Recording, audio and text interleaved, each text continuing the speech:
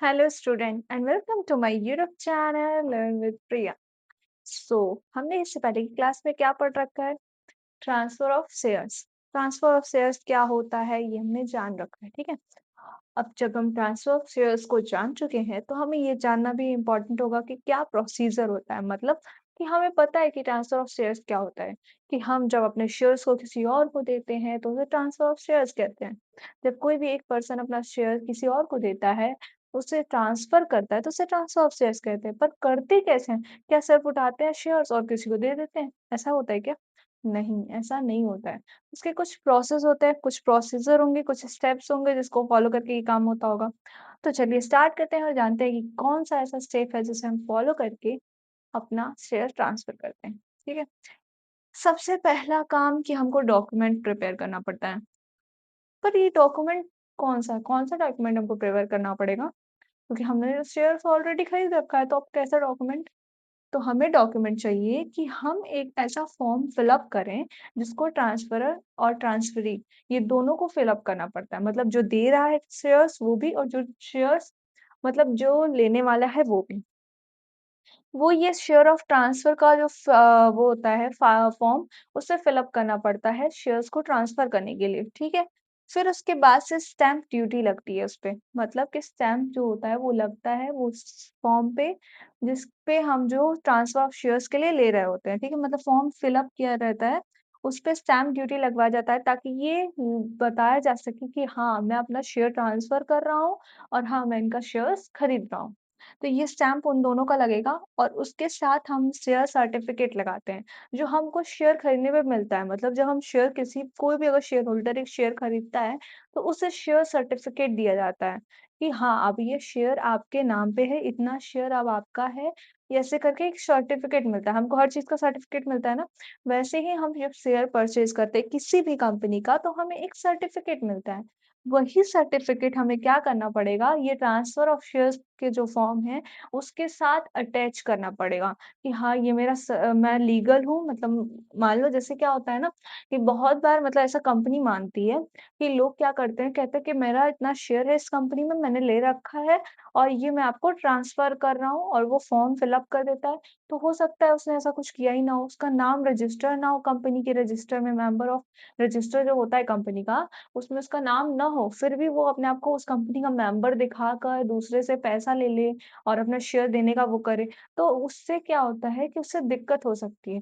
तो इसीलिए share certificate दिया जाता है कि आपने इस कंपनी का शेयर खरीद रखा है और ये आपको हम सर्टिफ़िकेट प्रोवाइड कराते हैं।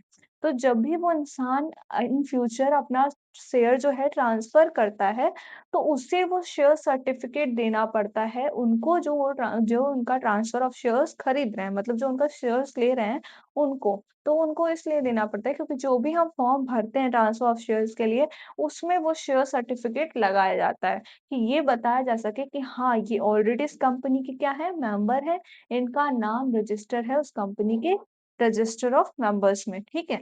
तो वो सर्टिफ़िकेट अटैच करना पड़ेगा। उसके बाद से विटनेस के तौर पे इन ट्रांसफरी और जो ट्रांसफरर है, वो दोनों के सिग्नेचर्स होते हैं कि हाँ, मैं अपना शेयर्स ट्रांसफर कर रहा हूँ और मैं इनका शेयर्स खरीद रहा हूँ। तो वो चीज़ है, ये सारे डॉक्यूमेंट्स, ये सारी प्रोसेस होती है जिसमें प्रिपेयर डॉक्यूमेंट कहा जाता है और ये सारी चीज़ें करनी पड़ती हैं। फॉर्म फिल अप करना पड़ता है, उसके साथ स्टैम्प ड्यूटी लगती है, फिर उसके बाद स्टैम्प लगता है, फिर सर्टिफ़िकेट अटैच किया जाता है। फिर दोनों लोग मिलके क्या करते हैं, सिग्नेचर अपना करते हैं कि हाँ, मैं ये विटनेस के तौर पे कि मैं इनका शेयर खरीद रहा हूँ और मैं अपना शेयर सेल कर रहा हूँ। अब आती है जब हम खुद का प्रोसेस कर लेते हैं, मतलब देने और लेने दोनों लोग अपना एक प्रोसेस कंप्लीट कर लेते हैं डॉक्यूमेंट प्रिपेयर करने का, उसके बाद से अब आती है कंपनी की बारी। मतलब अब जो मैंने बनाया है, जो भी डॉक्यूमेंट प्रिपेयर किया कि मैं अपना शेयर बेच रहा हूँ, अब वो डॉक्यूमेंट हमें अपनी कंपनी के पास ले जाके क्या करना पड़ता है? सबमिट करना पड़ता है। कितने दिन में? 60 डेज़ में। मतलब कि जब भी हमने एग्ज़ीक्यूट किया कि अब मैं अपना शेयर क्या कर रही हूँ? सेल कर रही हूँ, उस टाइम से लेके 60 डेज़ के बीच में हमें ये काम करना पड़ेगा कि अपना डॉक्यूमेंट ले आकर कंपनी को सबमिट करना पड़ेगा। तो क्या कह रहा है डिलिवर द डॉक्यूमेंट्स, तो इसीलिए हम क्या करते हैं अपने डॉक्यूमेंट्स को डिलिवर करते हैं किसको? कंपनी को।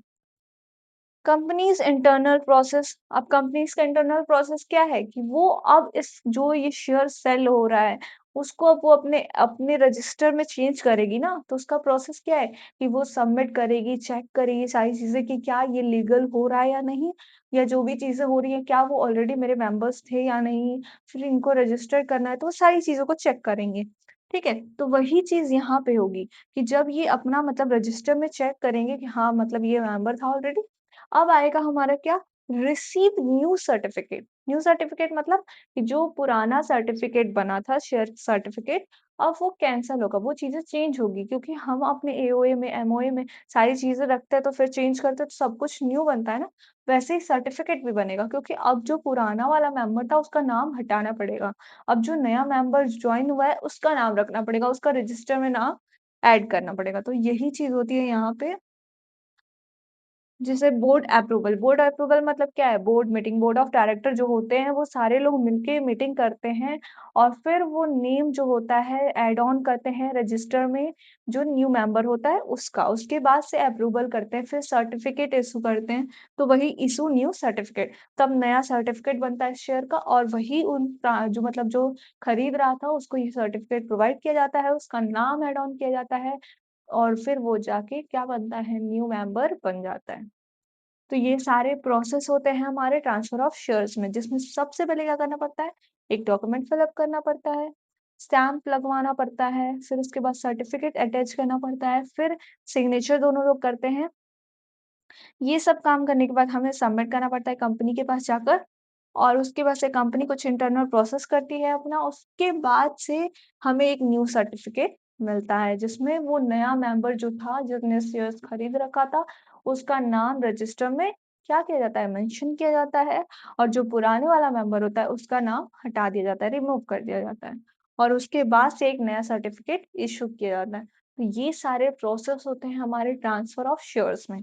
सिंपली ये नहीं होता है कि कम एक शेयर ट्रांसफ़र करना चाहता है, वो आराम से गया, अपना शेयर ट्रांसफ़र किया। नहीं, इतने सारे प्रोसेस करने पड़ते हैं, तब जाके क्या होता है, हमारा शेयर ट्रांसफ़र होता है। तो होप सो आपको समझ में आया होगा, समझ आया हो तो लाइक करें, थैंक यू।